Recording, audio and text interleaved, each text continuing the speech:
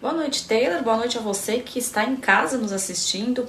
Bom, hoje seria então finalmente o dia que teríamos o depoimento do primeiro governador na CPI da pandemia. Porém, a nossa Suprema Corte garantiu que isso não acontecesse. Nós já comentamos aqui, que alguns governadores entraram com um pedido no STF para não prestarem esse depoimento na CPI, e um desses governadores foi, claro, o governador do Amazonas, o Wilson Lima. Dessa vez, diferente do que foi decidido, com relação ao ex-ministro da Saúde Pazuello e também a doutora Mayra Pinheiro, que eles foram então obrigados a comparecer, podendo não responder a algumas perguntas, no caso do governador do Amazonas, o STF decidiu então que ele poderia optar por comparecer ou não comparecer à CPI para prestar o seu depoimento. Lembrando, que um dos casos mais graves que estão sendo investigados de corrupção e desvio de verbas com relação à pandemia é justamente o caso do Amazonas, que houve inclusive uma busca e apreensão recente feita pela Polícia Federal contra o governador. Mas o que nos preocupa efetivamente é saber que esse novo posicionamento do STF acaba abrindo então uma margem para que demais governadores que já foram convocados, inclusive o nosso governador Carlos Moisés aí de Santa Catarina, de que esses governadores também não compareçam à CPI.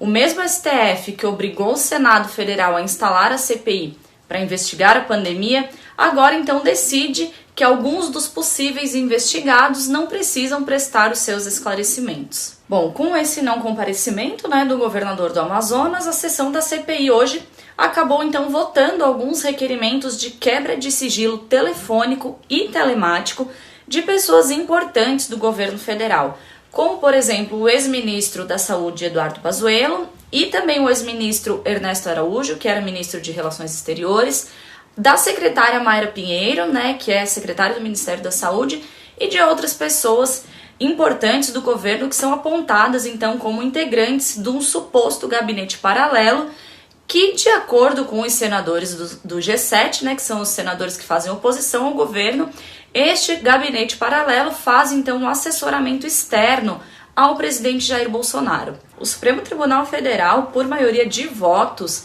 decidiu que a Copa América poderá sim ser realizada aqui no Brasil, desde que os governadores dos estados em que os jogos deverão ser realizados também estejam de acordo com a realização do evento.